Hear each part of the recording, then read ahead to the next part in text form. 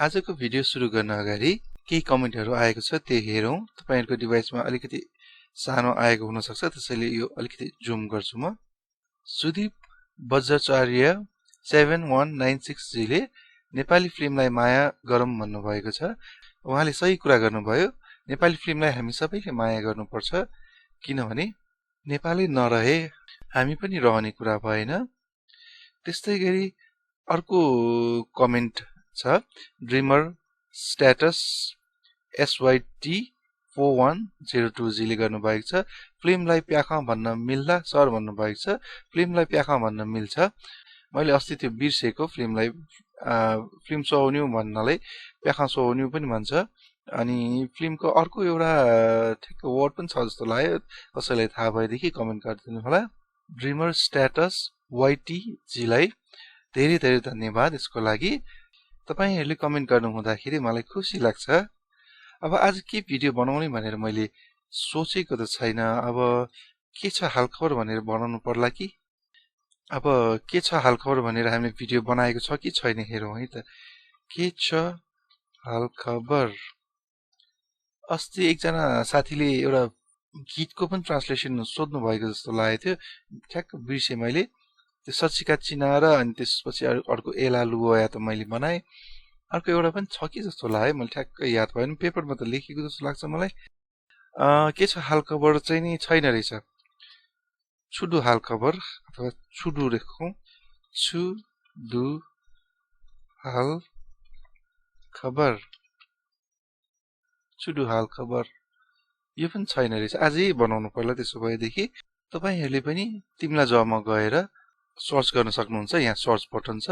तपाईलाई अब के सम्बन्धी हेर्न मन लाग्यो त्यो छ कि छैन भनेर सर्च गर्न मिल्छ। र यो जलबिरे झरनाको भिडियो कस्तो लाग्यो तपाईहरुलाई? तपाईहरुले हेर्नु भएको छ कि छैन कमेन्ट गरिदिनु होला। चितवनको जलबिरे झरनाको हो। जलबिरे झरना सिन्धुपाल्चोकमा पनि छ भनेको सुनेको मैले। र जलबिरे झरनाको बारेमा यहाँ वेबसाइटमा पनि छ, agendakas.com भन्ने वेबसाइटमा। यो वेबसाइट आज फ्राइडे भयो।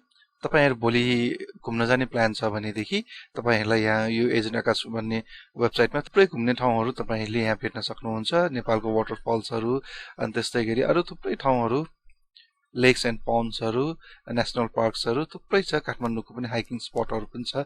तपाईहरुले एकचोटी agendakas.com भन्ने वेबसाइट पनि चेक गर्न सक्नुहुन्छ। र नेपाल भाषाको भिडियोहरु सर्च गर्न चाहनुहुन्छ भने यता भयो। अब हामी भिडियोमा जाउँ।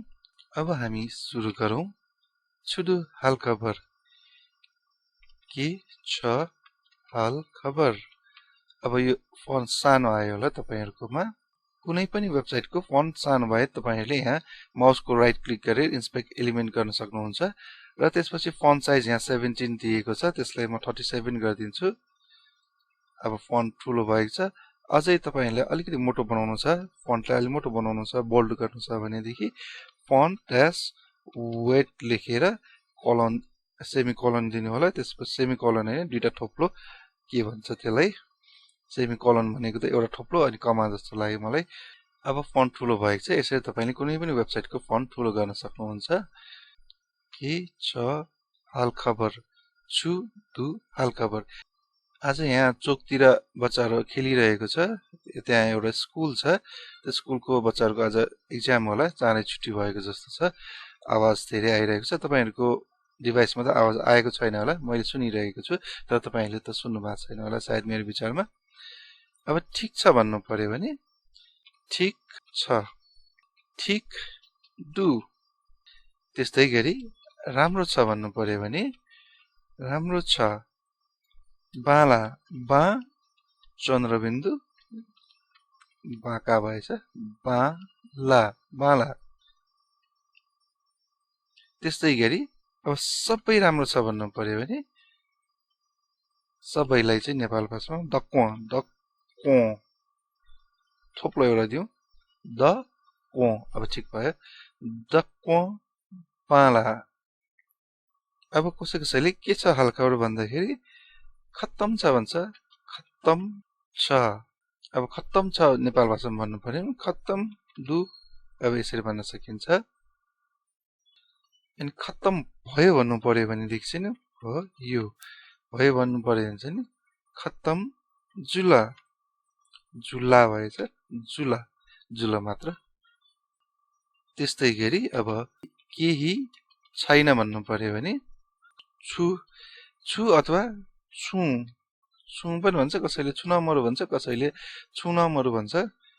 अब हामीले यसलाई छुनमरु नै राखौं, छु भन्दा हैन छु मात्र राखौं। छु न मरु, छुन मरु, केही छैन। अब कसैले के छ हालखबर भन्दाखेरि जिस्किएर पत्रिकामा हेर भन्छ।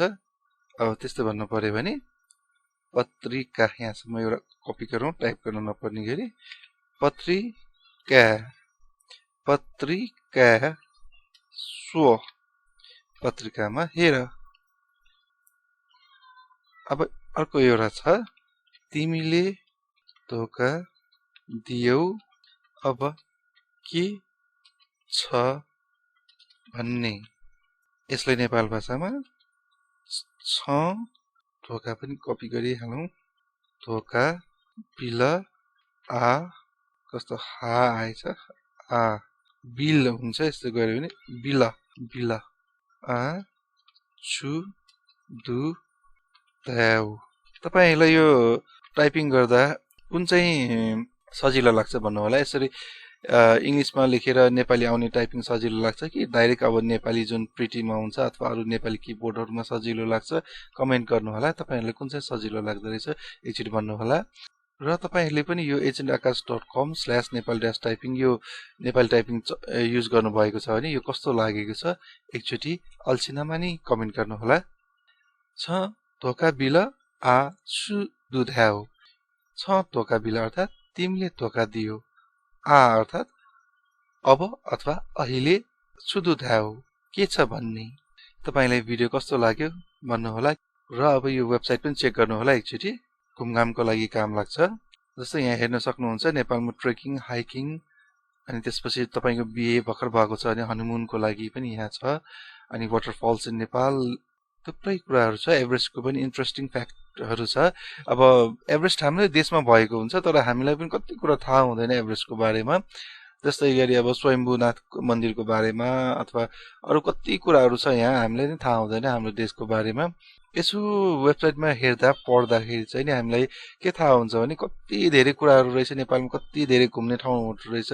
हामीलाई चाहिँ नि अलिकति पपुलर ठाउँहरु चाहिँ थाहा हुन्छ अनि बाँकी ठाउँ थाहै नहुने। र तपाई भोलि घुम्न जानु भयो भने कहाँ घुम्न जानु भयो त्यो पनि कमेन्ट गर्नु होला। र तपाईहरुले सन्डे मन्डेतिर यो भिडियो हेर्नु भयो भने तपाई स्याटरडे कहाँ जानु भयो त्यो पनि कमेन्ट गर्नु होला। Thank you for watching. Subha.